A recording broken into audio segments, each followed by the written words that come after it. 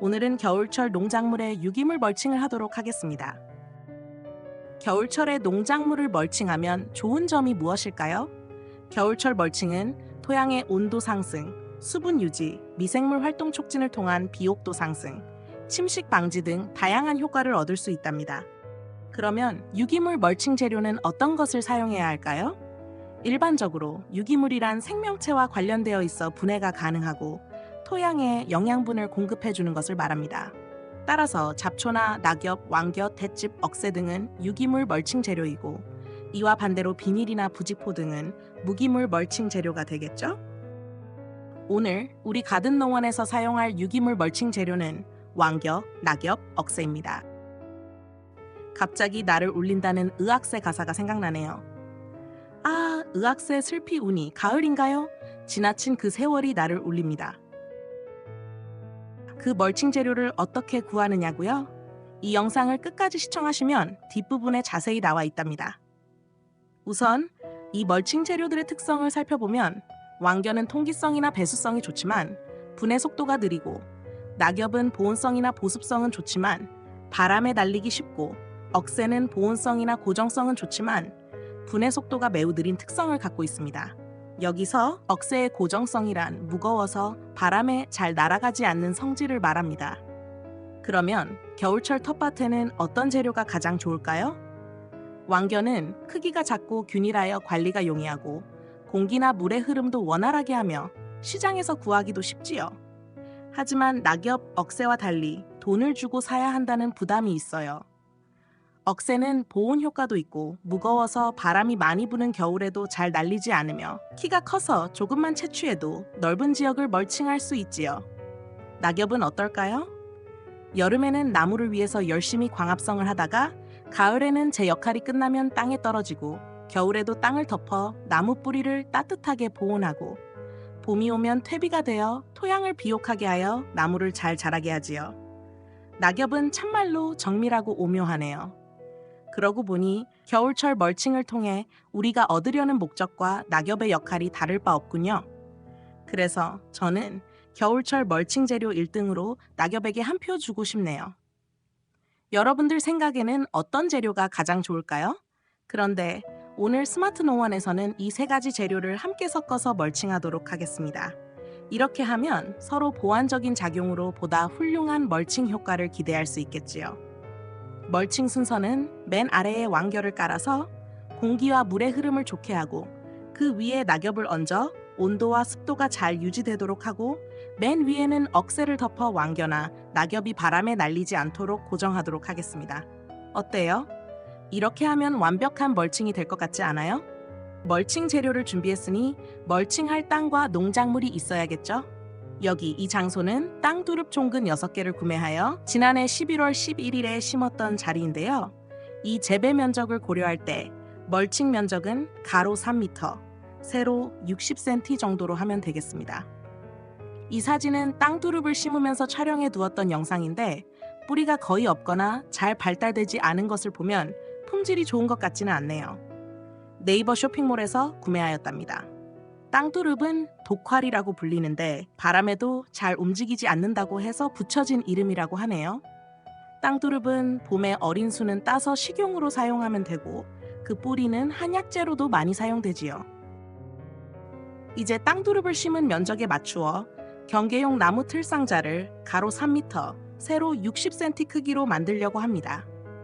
나무 틀상자를 만들면 바람이 불어도 멀칭 재료가 날려가는 것을 어느 정도 방지할 수 있고 관리하기에도 편리하겠죠?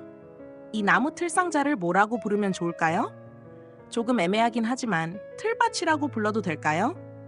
우리는 이 목재를 이용해서 틀밭을 만들기로 하겠습니다. 틀밭 설계는 이와 같습니다. 이 목재의 규격은 폭 2cm, 높이 8cm입니다. 먼저 가로 방향 목재로 길이 3m 목재 2개를 만들겠습니다. 목재 길이가 짧으므로 2개를 잇도록 하겠습니다. 이음새는 목재용 본드로 붙이고 8mm 목심을 박아서 고정하면 되겠습니다. 그리고 세로 방향 목재 2개는 길이를 56cm로 자르면 전체 폭이 60cm가 되겠네요. 다음으로 모서리 4군데에 28cm 길이로 잘라 세로 방향으로 덧대기로 하겠습니다. 그러면 20cm 정도는 땅속에 묻어 틀밭을 고정할 수 있겠죠? 모서리나 이음새는 8mm 목심으로 박아서 고정하도록 하겠습니다. 틀밭에 목심을 박는 이유는 나사나 못을 박을 경우에 혹시 빠지게 되면 사람이 찔려서 다칠 수 있기 때문이랍니다. 그래도 나사나 못을 박은 것이 불가피하면 어쩔 수 없지요. 그리고 틀밭 설계가 영상 자료와 조금 다르죠. 영상 자료는 설계 없이 현장에서 즉석으로 만들다 보니 좀 엉성해서 설계로 수정하였답니다. 다음에 시간 날 때 이 설계에 따라 틀밭을 고쳐 놓아야겠네요. 그래도 틀밭을 설치하고 나니 한결 깔끔하게 정리가 되어가는 느낌이네요. 드디어 멀칭 재료를 투입할 순서네요. 먼저 완겨 작업입니다. 틀밭에 완겨를 1cm 정도 높이로 깔겠습니다. 완겨를 구하는 팁을 드리면 저는 약 한 달 전에 지역 정미소에서 20kg 완겨 1포대를 7,000원으로 계산하여 4포대에 28,000원을 주고 구매했답니다. 스타렉스에 실으니 가득 차더군요.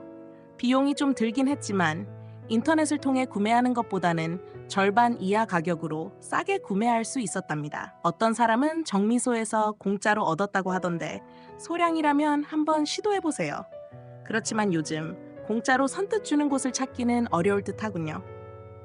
다음으로 낙엽을 3cm 정도 높이로 깔겠습니다. 낙엽을 구하는 팁을 드리면 지자체에서 도로나 공원을 청소하면서 수거하여 지역민들에게 무료로 나누어 준다고 하니 해당 부서에 문의하시면 되겠고요. 그리고 아파트에서도 경비원이나 청소원이 낙엽을 수거할 때 부탁하시면 얻을 수 있을 겁니다. 좀 귀찮겠지만 텃밭 식물이 겨울철에 따뜻하게 지낼 수 있고 텃밭이 비옥해질 수 있다면 시도해볼 만하지 않을까요? 마지막으로 억새를 덮도록 하겠습니다. 억새를 구하러 산으로 가는 것은 비현실적이죠? 하지만 산이 접한 도랑이나 산기슭에 방치된 논밭에서 구할 수 있는데요. 잠시만 베어도 한가득 모을 수 있답니다. 문제는 자동차로 접근이 가능하다고 해도 길고 푸석푸석한 억새를 어떻게 운반할 수 있을까요? 갑자기 나를 울린다는 의악새 가사가 생각나네요. 아, 의악새 슬피 우니 가을인가요? 지나친 그 세월이 나를 울립니다.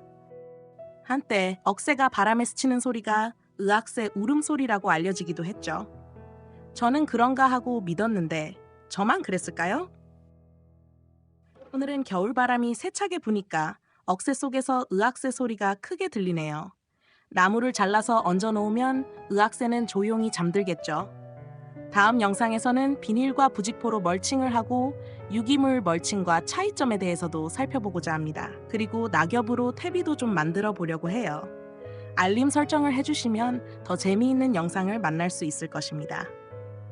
자, 오늘 완겨, 낙엽, 억새를 이용한 유기물 멀칭 어떠셨나요? 이 정도면 땅두릅이 아무리 추운 겨울 날씨에도 따뜻하게 지낼 수 있을 것 같지 않아요?